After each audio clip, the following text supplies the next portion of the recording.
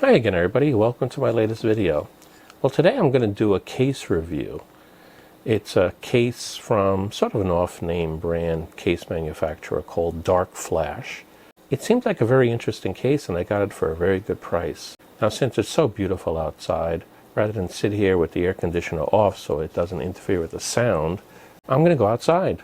I've set up a table and I'll do the actual detailed review of that case in the backyard of my house. So this here is the DARKFLAsh DLM 22 Micro-ATX tower. Now I went ahead and got the one that was in white. I thought it looked nifty. I've sort of acquired a taste for white cases these days. As you can see here, it is the white one. And we'll see how it goes. So I haven't opened this up yet. Scout's honor. So I got my knife ready and I'm going to... One end is already detached. I didn't do that.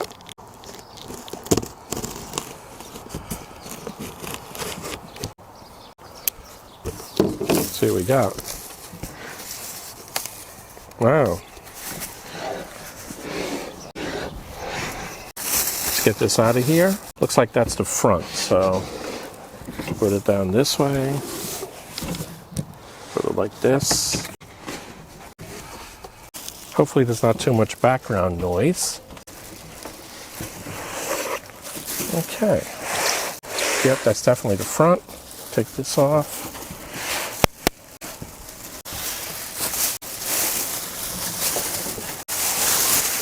Thing has a tempered glass side. I'm glad to see that it made it through shipping. I like the clear ones too on the white cases. As you recall, the Corsair one I did not too long ago. It's supposed to be able to just open up on hinges. Wow. I'll throw the invoice up on the screen right now so you can see with my tax, it only came out to just about $60, which is a pretty good price. Obviously, if somebody lives in an area where they don't have the tax, then they would buy it for $55, which I think is a pretty good price for something that had the features, at least what I read online. I won't take off the plastic. We won't do a tear right now, obviously, until I have a computer in there. But let's see what we got here. I understand you can just lift this off on the hinges. That was real easy. Whoa. And it's a nice clear glass. I'll put it down on the plastic side so we don't damage it. And now let's take a look at this case a little more carefully. Okay, it's a nice finish, a nice white powder coat finish that's been baked on. Just feeling around the edges, make sure it looks, yeah, there's no sharp edges on it. I really like that. Let me take off the back panel. You know what? I have to get a screwdriver. I should have been better prepared, but I got myself a nice screwdriver. Let's see if we can get these out. Yeah, they were kind of more than finger tight. Let's see what we got here. Take the side panel off. Well, it comes off pretty easily. The user manual. Put that on the side here. Oh, it doesn't have a little box of goodies. It has a little bag of goodies here. So looks like it has the usual screws and a few tie wraps and a couple of other things in here. Let me see. Can I easily get this off? Oop, and all the wires fell off. That's okay. Let's see what's in here. Oh, a couple of tie wraps. 4 or 5 tie wraps. What is this? Oh wow, it looks like a little wipe for the glass. Wow, that's not bad at all. Never saw that before. And then we got the standard screws in here, it looks like. They're all inside of another plastic bag here, which I won't open right now. Wait till I'm building in it. Look pretty standard. Get this all back in here. Save it for when I do the build. I'll leave the wires hanging down for now because I want to look at them anyway. Okay, what do we got in terms of cables? Well, a nice USB 3.0. How many connectors do we got on here? Let me see. Oh, that's a little bit disappointing. I think I read that, but I'm not sure. But here's the front panel I/O that came with this thing. So it looks like we got here one USB 3.0, two USB 2.0s. I wish that was reversed. The standard microphone headset, power switch. There's a reset switch here. It's got 2 LEDs, one for power on and one for disk access. And it looks like you can put either 2 120s or 2 240 fans on here. They did a nice job with the metal work on this one. It's really, there's no sharp points anywhere, nowhere, not even for the screw connectors. Or you can put a 240 or 280 millimeter cooler on here, water cooler, all in one. Well, maybe not. Maybe you can put a custom water loop as well. There's no way to remove this front panel. It's all part of the machined end of it, so we're stuck with that on there. There is the ability to put 2 more fans here in the front, but it looks like you're going to have to sort of squeeze your fingers in here somehow in order to get to it. I don't see how you're going to easily get to this unless this panel, oh, it does. 2 screws here and 2 screws in the back, so this whole bracket here to hold these fans, or it looks like a 240 radiator could go here as well, either all-in-one or custom. Obviously, if you do that, you'll be blocking off these 2 SSD slots. It has one here and one here on the inside, and it looks like you could actually put them on the other side as well if you wanted to. It could go either way. You could actually put them on the inside if you'd rather do that and not see them. Standard opening for the motherboard. Again, the edges just amazes me how not sharp they are. Run your fingers all through here, you're not going to cut yourself. Right where the screws are there for these studs though, you could actually scrape yourself on those, so you got to be careful of that. Looks like it has 6 of the studs installed. Nice black and white theme to it. And it looks like it has the ability to put a couple of more in here if you'd like to do that. So it has 6, so it looks like you can put a couple more in there. It's got a lot of ways to do the cable dressing. I think that's enough in most cases. What's this here for? Oh, that's over also for cable dressing as well. Not sure if you can put an SSD there or not. Doesn't seem to be. It's got a little 3.5-inch dry bay here on the bottom. Can that be removed? Yeah, it's got a couple of screws here. A thumb screw. You can actually take this off if you want. Yep, you can remove that cage. It looks like you can put one inside the cage and one on top of the cage, so it could actually hold 2. Obviously, that would sort of limit your ability to hide the power supply wires.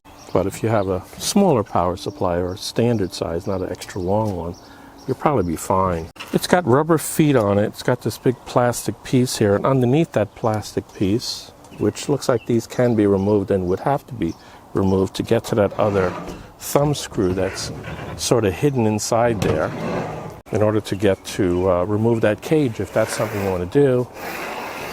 It's got a nice power supply shroud with some openings for cables over here if you want to pull the cables up through there for any reason. Plenty of openings for the cables, both here as well. There's openings for the cables. Standard powers. What I don't like, it's got, you know, that standard tearaway type I/O connector shields, which means once you pull these off, they are not going to be reusable. You'll have to replace them with other ones, or just leave them open and make sure you pick the right ones. So when you put a build in here, you're going to have to be very careful to make sure you pick the right one. Sometimes it's hard to tell whether it's the first 2 or the middle 2 on the motherboard.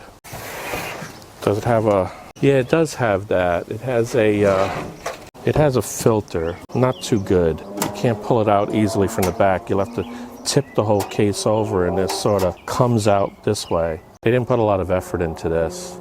So, oh well. It is only a $55 case, right? Goes back in okay. What else is there to see here? Okay, I mean, it's a very attractive case. I really do like the actual craftsmanship of this. I am a little bit worried here. Uh-oh. It looks like there's not going to be a lot of places to get air in. The front is completely blocked off with this front panel. There's no, let me see, is there any air being sucked in through the bottom here? Doesn't look like it. No, doesn't look like there's any air going to get sucked through the bottom here at all. So that's going to be an issue in terms of cooling. It's got all the standard. I already showed you the 3.0. It's actually got enough 2.0s. Is that 2.0? No, one is audio. One is audio, this one here, the HD for high definition audio, and dual USB, and then the standard connectors for the motherboard, I/O, and lights, LEDs, standard. They didn't do anything unique with that. I'll put this back right now. Always remember when you build, don't leave these little plastic wire wraps in there. They can deteriorate and cause shorts. So go with regular plastic wire wraps, the standard ones. This is just temporary to hold the stuff together in the case. That's the way you should consider it. But I am really worried about the cooling on this. I do not know if I would put, where would this, if you put a radiator in the front, where would it get the cooling from? The only thing it has is this little opening on the other side of this cage here where it can suck air through in there, right? That's all I can see here, that little opening there. On the other side of it's not very big, not much to the bottom. It'd have to come through here. There's nothing really much, a little teeny sliver of an opening there. And then of course the back cover only has these holes in it. So it's going to have to suck air in through there. There's no filter, so it'll just pull them in. But that's one of the big negatives. I'll be putting pros and cons at the end of this video on what I see with this case. A little bit of a trick getting this thing back on, like it usually is. It didn't do anything better or worse than anybody else. Here is the actual I/O front panel controller, a little discrete PCB board. I don't even see any logic on there at all. There's the LEDs and the power switches and the connectors for the USB connectors over here. So nothing fancy in there. This thing does not have RGB. So if you want RGB on it, you will have to add that. Probably add your own RGB controller. Or if you want a fan controller, it could be a combined fan controller, RGB. And that just about does it, I think. Let me put the glass panel back on, see if that is any problems. I like this. It's the first one I have with a door that opens. This little thing here is like a little ribbon, piece of cloth here. I'm a little bit surprised by that.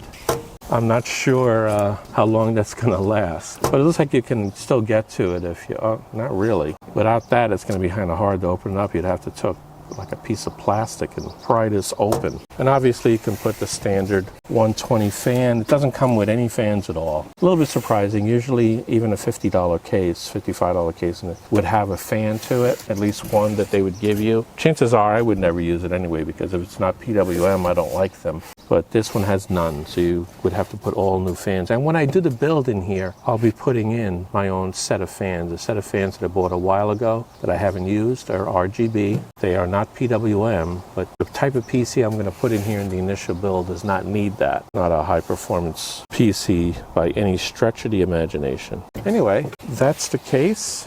Let me know what you think about it in the comments below. Otherwise, on the next video where you'll see this is where I'm going to be putting sort of a dated build into it with parts I have lying around. Here are the pros and cons of the DARKFLASH Micro-ATX computer case. The two columns are even, pretty much. However, I have each column ordered from the most significant to the least significant. Well, that concludes my DARKFLASH Micro-ATX case review. Hopefully you found that case at least interesting, and as I said, you will see it in an upcoming video where I'm building a PC inside of it. Mostly used parts, actually all used parts except for maybe one, but still, it should be a working PC that'll be good for home automation. We'll see if the cooling is an issue, though, as I've pointed out during the review. So until the next time, if you got something out of this video, could you at least consider subscribing to my channel? A little head will pop up here, click on it, follow along and subscribe. You don't have to click the little bell. You don't need to get email alerts on when my new videos are up. But as long as you're subscribed, anytime you go into YouTube, if you look on the left-hand side of the screen, you'll see the list of the channels you subscribe to, and there'll be little red dots next to them. And whenever I have a new video, you'll see a little red dot next to my channel. So until the next time, take care, and I hope everybody stays well. Bye.